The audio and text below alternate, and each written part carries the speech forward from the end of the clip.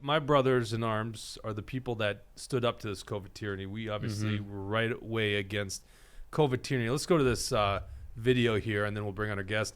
In Idaho, this is so interesting. This is, back during those days. And, of course, Idaho, probably not the worst, but this is the city of Moscow. Tell us about Moscow, Idaho. Yeah, Moscow is where the University of Idaho is. It's one of the only liberal towns in the entire state of Idaho. And as soon as COVID came, they were implementing these mask mandates, these lockdowns, and all kinds of things. They shut down the university. They made it all online. And this example here in this video proves how insane they really went. Go ahead and play that. He comes from heaven above us, and in the strength appointed.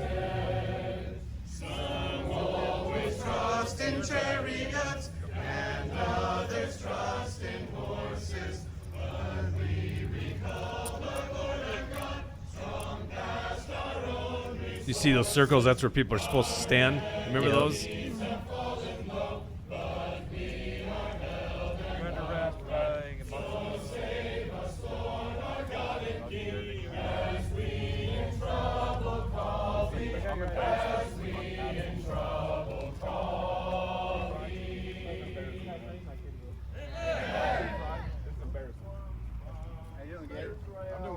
I'm doing great. Over this patrol car here. Didn't see this happening for BLM, Gabe. It's unbelievable. Isn't that weird? Hey, just give us a little space, will you, please? Yeah, just give us a little space. Got it. Got it. You guys should not be doing this and doing this kind of crap for the mayor. This is embarrassing. Yep. You guys are stronger than this. You're more Shouldn't be doing this. You guys are tough people. This is wrong. You're a cop. Those people should go to jail. You guys remember that? I mean, I remember seeing these videos at the time. Obviously, one person got arrested here in Minnesota, Lisa Hansen, for disobeying the governor's lockdown orders. Of course, it happened to us statewide here. This is a city rule. Join us today, Gabe Rench, the guy there in handcuffs. I think those handcuffs have been off for quite some time. They detained you briefly. Is that correct, Gabe? I went to jail for 3 hours that night. That was it. And no formal charges. Is that correct? No, I had criminal misdemeanor complaints filed against me. That would be about $1,000 in fines, up to 6 months in jail. But they dismissed it. After 4 months. Oh, really? So interesting. I had to hire a lawyer to defend me, and then my lawyer was just really good, and we just said, hey, you're going to lose because my First Amendment rights were protected. And then so the city acknowledged that after about 3 months, and then asked for a letter of dismissal from my lawyer. And my letter of dismissal from my lawyer is really good. They threw that in the trash, and they wrote their own letter of dismissal. And that's what went public because they wanted to have the last word on all this. Of course. And so 4 months into it, they dismissed my case, and I got notified on Saturday afternoon. What judge is working on Saturday afternoon? They did that because they didn't want a media cycle off the dismissal. Right. Yep. Yeah. I've never seen a judge work on a Saturday afternoon. No doubt about it. Tell us about that event here. I mean, you guys are doing a service outdoors. I mean, COVID doesn't spread outdoors, really. You know that? You probably knew that from the get-go. Yeah, they apparently didn't know that. My city didn't know it. My city didn't know it. No, they knew. They knew. So you're protesting having a church service, religious freedom, right? Hello. Yeah. So tell us about that event. Yeah, so, we've been battling our city for about 5 months because our mayor shut down downtown on March 20th or 25th. My dates in 2020. He shut down downtown and ordered businesses to close at the threat of cops enforcing it. And cops were walking downtown with clipboards, and I mean, it was crazy. It was like, Jeez. One of the things that has been exposed in all this is that the Democratic Party really is operating more like a cult, and more like they're the new party of the CCP, control, coercion, and power. And so that's how they had to operate during COVID. So he shut down downtown, but would go 5 miles out of town. Jesse would know this, or he'd know. He'd go 5 miles out of town to Elk Lodge and drink beer and play golf with his buddies. Yeah. Literally the week after, the 2 weeks following he was doing this. And Yeah, and Gabe, I remember back in April of 2020, I know that you were on top of it even back then because there was a mask mandate protest. I can't remember if it was in front of the city hall or if it was in front of the courthouse, but in April, you were on top of it. And I remember a couple of old people were talking and saying, oh, there should be speakers. And there were no speakers planned, but you got up on a podium, you started talking, you started letting the people know, what's going on, what the fight is, what people should be doing. And in that moment, people saw you as the leader, and people saw you as the guy leading this front for our freedom.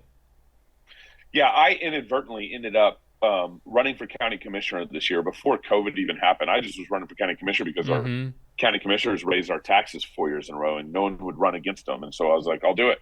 And then, weeks later, the COVID shutdown happened after I signed off to run. And then, so I became like this political leader, anti-lockdown leader. And so I led this open up business rally, had hundreds, 300, probably about 300, 200, 300 people from all over northern Idaho, not just my town. People were fed up and were really hungry. It's just to open up business rallies, all it was. And so I ended up, not really planning much to do. And so I ended up speaking for about 10 minutes and praying, and we ended in Jesus' name and prayed over everything. It was great. And so I kind of became this anti-lockdown political candidate on top of kind of our religious differences on what was going on with COVID. And so I had emailed our city council, I had emailed our mayor, I had met with our chief of police, I had met with our sheriff. I mean, I really reached out and tried to get them to back down. Cordial meetings, cordial texts, cordial emails, but they were unreasonable. You couldn't reason with them. They had shut down. Our mayor signed this health order to shut down downtown before one case of COVID was in town in March. Insanity. And then July 2nd, 2020, they voted to extend the portion of the emergency order where if you're outside, you had to stand 6 feet apart or wear a mask, where you could not stand 6 feet apart. That was the presiding order that we end up getting kind of really, really kind of thrown down over. So the way my church would protest is we'd go sing hymns and psalms in downtown, and for like 20 minutes, we wouldn't throw Molotov cocktails, and then we'd leave and go back to our houses and family life. That's all we do. And then September 23rd, 2020 is when we decided, hey, let's, instead of going to downtown, let's go to City Hall, which is where the parking lot, where they had spray painted. When we got there, they had spray painted those polka dots on the parking lot. I was walking over the grass on City Hall and walking out to the parking lot. I'm like, were they like playing, hopscotch or polka dot? Were they playing some sort of? That's what I first thought. And then I realized, I was like, oh, they cleared the parking lot of all the cars. They're trying to stage this whole battle. Yeah. So they could objectively see that we weren't standing 6 feet apart. And so when we all got there and before we sang, the cops told our pastor saying, hey, if you aren't standing 6 feet apart or wearing a mask, we're going to cite and potentially arrest. And my pastor turns around and relays that to it's mostly people from my church. There's a couple of people that weren't from my church that were there and wanting to sing and support. And so my pastor turns around and tells everybody, hey, the cops told me this, FY, and no one moved. It's beautiful. Like 200 people just stood right where they were. No one moved. Like, okay, let's do this. And so they, I'm leaving out some details just to keep the story pacing here, but they walked up to my mom first because they're cowards and they had talked to a woman and but you guys know the COVID rules. Like if the family's standing next to each other, they can't, COVID doesn't pass through family. So we were fine. Right. And then I was next to my buddy Tyler, and I just put my arm around Tyler, and I said, the cop approaches me, and I said, this is my friend Tyler. I just said it. I'm like, hey, let's just do this. This is my friend Tyler. And so the cop asked for my license, and I said, officer, I don't have to give you my driver's license. I'm exercising my First Amendment rights. And of course, as you guys already pointed out, that exercising your First Amendment rights, I'm embodying the First Amendment rights. I'm worshiping, I'm petitioning, I'm free speech, I'm gathering and assembling. Those are all First Amendment right, virtues as we'd see it. And so I told the officer, I was like, I don't have to give you my license. Your job is to, you swore an oath to protect me against this tyranny. You swore an oath to defend me against the mayor. You're upside down here. And so we went back and forth about 3 or 4 times. And of course, the officer never responded to my points. He just kept asking for my driver's license. He's like a robot. That's all he could do in that time, in that moment. And as you see, the most eerie thing, I'm just watching the video you guys replayed it right now. The most eerie thing is watching the chief of police take my hymn book from me. Yep. So they can handcuff me. And that's like whatever principles you have to violate as your own oath of office to do something like that, to take the hymn book out of one of your citizens' hands, to handcuff them and arrest them when they're exercising their principal rights. It's eerie. The whole thing was pretty egregious, but that moment was really kind of shocking to me. Yeah, they got to start having that conversation, and that's the problem. We're generally pro law enforcement. We're diagnosing the shooting that happened here on Tuesday. I think we mentioned this on the show Tuesday, but I'm sure we've done it many times. The left and BLM, which is an extension of left, really socialistic, okay? Yeah, right now it seems like they're pushing for anarchy, but don't for a second think that they don't want law enforcement to some degree, right? Oh, because they need people to enforce these terrible, terrible laws. And in Minnesota, we saw this happen also in municipalities. Luckily, a lot of sheriffs, not all of them, but a lot of sheriffs weren't on board with this stuff, right? And didn't enforce it. But, yeah, because we also had a statewide shutdown. When you say this happened in September, in Minnesota, we had COVID basically disappear, for lack of better terms, late summer. And then it reared its ugly head in November. They said it was because of funerals and weddings. And then we went into a second illegal shutdown, lockdown. September, this was the mentality in the city in September? Oh, yeah. What was going on? Were you guys having an influx of COVID cases? No, we'd gotten up to 400, I think, at that point, and no deaths. So there's no influx. And as Jesse knows, like, we're in this blue dot in a red state. And the liberals here, and I'll flush this out a little bit here, the liberals here, we really are run by like a liberal cult. Like facts don't matter to them, rationality and logic don't matter to them, and that's why I think it's kind of an apt description. They really are the new party, the CCP. Yeah, they run by coercion, they run by control and power. CCP, and then in addition to this, like, hypocrisy doesn't matter to them. My mayor, is playing golf and drinking beer with his buddies while he orders all the businesses in his town to shut down. My mayor, 3 weeks before I was arrested, he was officiating a wedding outside with no mask and no social distancing.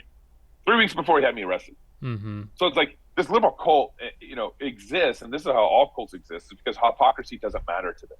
Yeah, and it's definitely a liberal cult because, I remember at my time at the university that your church, Christ Church, was always getting demonized, was always getting smeared by the university, by the students, by the city council, by everybody. And I thought it was insane. I didn't know what was going on. I took it upon myself. I said, I'm going to go to one of these sermons. And to me, it was just a Christian message. It wasn't extreme. It was exactly what I expected out of a Christian church. And were you guys maybe more hardcore than some churches? Of course, but that's good too. That's still, adhering to the Christian message. So I'm wondering, why does the Christ Church get smeared so much? Because it is nonstop in Moscow. Yeah. So I've been here since 2002, and we've been lied about since I've been here. I think really what you're seeing here in our town is a microcosm of what's growing nationally between the liberals and conservatives. And really, it's a proxy war between liberals and Christians nationally. And so that's why the Democratic Party is full of liars. Oh, yeah. I mean, it's not that the Republicans don't lie. We got our liars. We got the liar in New York, whatever I can't even remember his name anymore, but we have liars. You got to narrow it down. Yeah. And we should be able to call it out ourselves. That shouldn't bother us. We aren't a cult. Hypocrisy shouldn't bother us, right? But the liberals, they lie, and then they don't care about it, and that's where the hypocrisy kicks in. And so the same thing's been happening in our town since I've been here in 2002. I graduated from the University of Idaho too, Jesse, and I was constantly lied about up there. But I think it's also because the social justice and Me Too movement, those plays were run on us back in 2002, 3, and 4 when I was here. My pastor wrote a book called Black and Tan, talking about how slavery should have ended by the gospel and not by a war. In the same way, abortion should end by the gospel and not by a war, because we had people in our camp wanting to shoot abortion doctors, and that's why he wrote that book. And we immediately got called Southern sympathizers. We want to go back to antebellum South, all that BS. And it wasn't. We wanted to end slavery. We're just saying, hey, if abortion kills 60 million babies and slavery killed 600,000 soldiers plus enslaved 3 million blacks, well, we think they should both, and because there's such embedded cultural sins, we should think they should end by the gospel, not by a bloody war. That was the argument. So we were talking about things in a way that liberals hated it back in 2002, and that's why social justice and the Me Too movement came after us back then, and that's why we've been lied about since. And then in addition to that, you have a bunch of cultic, liberals in town who want power, and so they actually don't care that we get lied about, because it makes it difficult for us to win, city council elections and win county commissioner elections, because we're just lied about. And the common person who doesn't know, Jesse has to go to church to figure it out. He has to go visit what we're doing and figure it out and be like, oh, yeah, you guys are being lied about. That's pretty ridiculous. Gabe, but what does the Southern Poverty Law Center think about you guys? You have to get to the bottom of this. We're on the list. We're on the list. Okay, well, let's I think the people running the Northern Poverty Law Center might be weighing in on this one. Great people. Wonderful. A lot of people say good things about those people. Yeah. So let's fast forward here, because the reason that we want to bring you on is you just actually got a judgment in your favor. So they dropped the charges 4 months later, as you say. On a Saturday, they announced this thing to bury it in the media. You sued them do I have this right, in 2021, and it took 2 years? Yeah, about 3 years. So my case got dropped January, got dismissed by the judge January 2021, and then me and my wife were talking, and I was like, I didn't want to sue my cops, because it was really the liberal city council and the cult that kind of runs town that I wanted to go after. And so, but I emailed my chief of police and I emailed my arresting officer in January, February, and I said, hey, let's meet. And I started off the meeting. I was like, hey, me and my wife talked about this. We don't want to sue our cops. That's why I'm here. I'm meeting with you, because I don't want to sue you. And I want to know why you did what you did and how your oath and the Constitution plays into this. My chief of police, so I was just trying to have an honest dialogue. My chief of police, the meeting wasn't reassuring at all. I think he was being holding his cards to his chest, because he didn't want to be sued and didn't want to contribute to whatever he might say might be used against him. Yep. That's what it felt like to me. Yep. Which is, understandable. Is what it is. I mean, and disappointing, because I was actually trying to have an honest dialogue. I was trying not to sue him. So I left that meeting and called my wife, and I was like, well, hey, I think we need to sue our chief of police. I don't think he's really learned anything here. And then I met with my arresting officer, and it's more egregious. My arresting officer said if I was there, I would do it all over again. Really? I was like, what? It was incredible. All the officers who were involved in the arrest have left the police force or retired, except for my chief of police. No kidding. And like early retirements? Oh, within months of my arrest. Now, you see generally the profession having a lot of people leave, and that's basically how they're being treated, BLM, all that kind of stuff. Obviously, most of Idaho doesn't fall prey to that, but could that possibly be also because in Moscow with college, they had to deal with that bullshit, or do you think it's something else? Yes. Well, and here's what's crazy about the whole BLM stuff. The BLM stuff came through our town, and so I host a show called Cross Politic. You can see it on my hat here, crosspolitic.com. I'm going to be checking that out. It's a Jesus is Lord over politics kind of show. It's like we love talking politics, and we love talking about why Jesus is Lord over it all. My co-host is a black man, and is married to a black woman and has 7 kids. My other co-host is a pastor, a white guy. We were reaching out to our chief of police saying, hey, we got your back. And my co-host, Knox, his wife, his black wife, emailed or called the chief of police and said, hey, you don't worry about this Black Lives Matter stuff. We got it. The chief of police, this is months before I was arrested. The chief of police wanted to stop by their house and get a picture with them and bring gifts to the kids, because he wanted a photo op because of their support with him in town against Black Lives Matter. Oh, God. And they said, Knox and his wife were like, no, we don't do photo ops, but we got your back. So when BLM came to town, like we had their back. We had emails with them. We texted them. We said, don't worry about this stupid BLM stuff. And pretty funny. Interesting. Yeah, All and right. I think, during your arrest, I think you looked like a badass. And, you had a just cause. You stood your ground. You defended freedom. You were against the mandates. And, everyone thought you handled it perfectly. Even President Trump was giving you credit and letting people know what was going on there. And so I'm sure you maybe knew, but did you know in that moment that it was going to go as viral as it did? First off, when we walked up to start singing, we had been doing that for 6 months, or some level of protest for 6 months. And and even then they had never cited anybody or arrested anybody in town at all. But the reason why things boiled over that night is because we kept poking the bear. You can't do this. You can't do this. And nicely poking the bear. Every month we had sing psalms in public and do it again. And so, but we got to the point where we had maxed out their patience, I guess, with us. And so I never thought, I still didn't think I was going to get arrested that night, but that's what obviously ended up happening, was their patience was over and they ordered the cops to arrest us. And so when you never think these things are going to go viral. You think what happens is pretty egregious in the moment. I remember getting taken to the cop car. My pastor came over and just started rebuking the officers, like, you're violating your oath. This isn't right. This is not righteousness. And then my brother walked up. He was late. He's always late to everything. And so he walked up as I'm getting into the car. Wow. But he gets in and he says, "This is bullshit, officer. You guys are in the wrong." And just started like, my brother started rebuking him, and it was just a fantastic moment. But I remember on the way to the station, the jail, I'm rebuking the officer. I was like, I might as well get my money's worth. And I just start rebuking the officer, in the back of the car. And then, of course, you get out that night, and what happened 3 hours later, I get out that night. My wife, I was supposed to on the way home. So the 5 o'clock was in the protest right after work. On the way home after the protest, it's 15 minutes of singing. So 5:15, 5:20, you leave. And then on the way home, I was going to stop by Safeway to get some things for dinner. Well, I didn't come home that night. My pastor called and let my wife know what happened. It hadn't gone viral yet.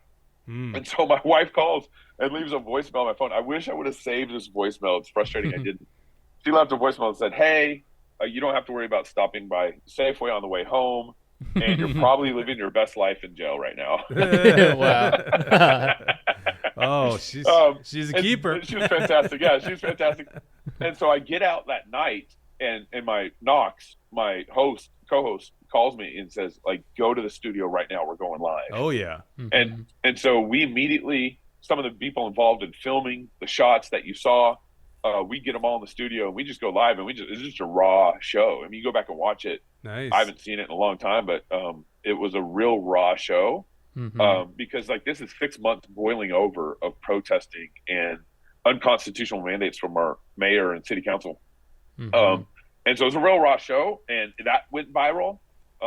It went all over the place. And then next day, I was literally on news outlets from like 6 a.m. till 8:30 that night, and ended up on Laura Ingraham. The last show I went on was Laura Ingraham that night. And then like a week later, or within days, I can't remember all the dates, but within a week, I guess, President Trump retweeted my arrest.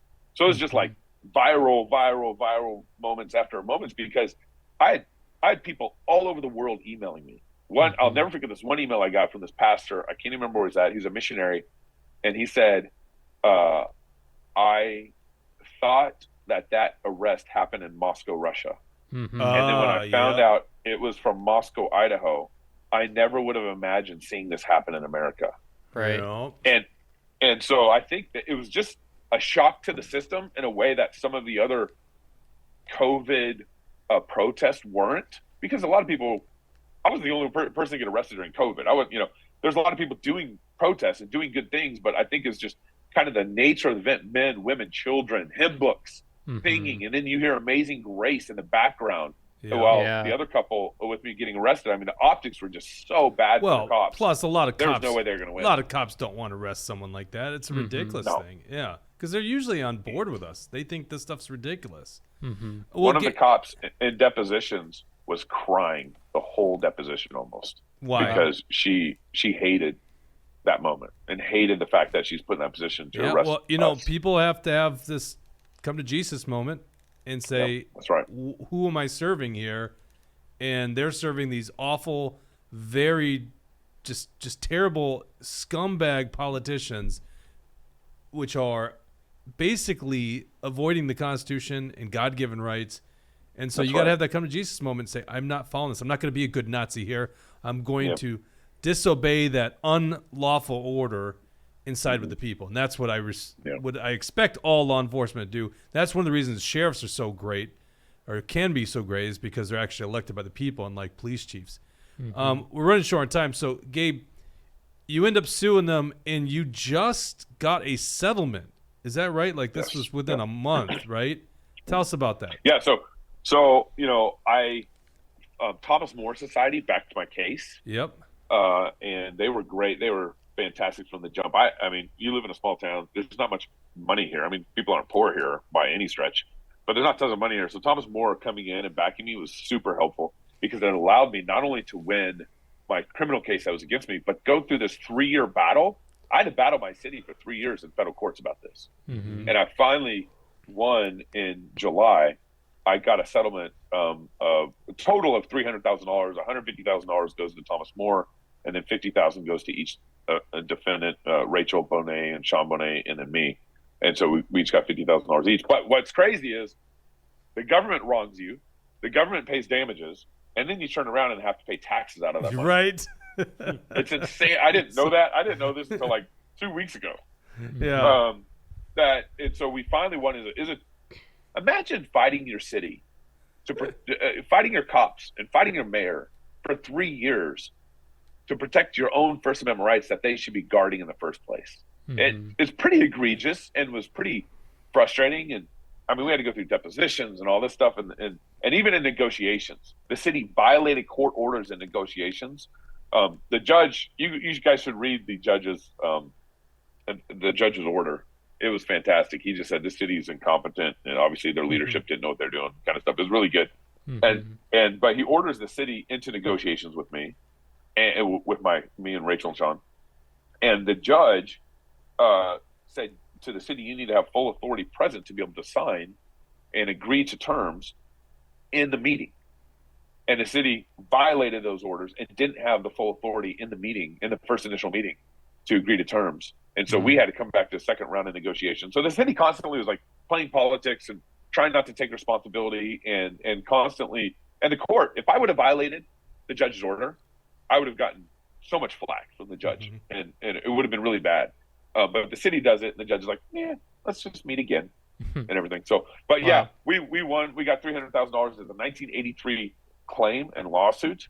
And so we were grateful, for the victory. And the city here, as Jesse probably reads the comments and knows what's going on in the city, the liberals here still want me out of town. They want me to take my money and leave. They want me. Yeah. They still think I'm wrong. They still think I was selfish. They still think, it doesn't matter even if a federal judge gives you a victory, the liberal cult here in town, it's not going to change their minds about what it means to be a good neighbor and what it means to be a true city who can kind of get along despite maybe some of our political ideologies. Well, Gabe, you sound like a true patriot. I think we got to talk to you more often. We'll start this whole Idaho, Minnesota thing, because you speak like us, talk like us, think like us. Congratulations on that victory. We got to have him back on the program again. Yeah, thank you. Absolutely, yeah. And people should check out your YouTube channel. You were talking about Cross Politic. I saw you guys just interviewed the QAnon shaman, so you guys are doing some cool we got to things. yes, that guy is fascinating. Watching that Michael Knowles interview. Yeah. Now I'm going to go check yours out. I'm very fascinated. I want to interview this dude. Was shockingly surprised how you would lead. I never believed that guy was violent, but certainly that was led to believe he was just an idiot. And I'm like, this guy's not an idiot. Now, maybe I don't believe everything the guy believes, but he's not an idiot. So, all right. What's the channel? Cross Politics Studios, or crosspolitic.com is our website, and you can get to all of that. Are you on Rumble too, or are you just on YouTube? So we're on Rumble, we're on YouTube as they allow us. We've been suspended about 3-4 times in the last 7 months, 8 months from YouTube. Yeah, we just got kicked off Vimeo yesterday. He's our kind of Vimeo people. Vimeo just canceled us, and all our content on Vimeo was private label content that only distributed to our club members and supporters. Wow. Jeez. And Vimeo kicked us off yesterday. And so now we're scrambling to try to figure something out. So yeah, But YouTube right now is podcast also. allowing people like us. We haven't had a strike for months, right? So It's been a while. yeah, maybe we should start building our YouTube channel back because we just gave up on it. Just went purely rumble. Yeah. We still post on there, but well, thank you very much for giving us your time, and we'll have to talk to you in the future. Yeah, thanks for having me, guys. Appreciate All right. it. Awesome, Jesse. I really.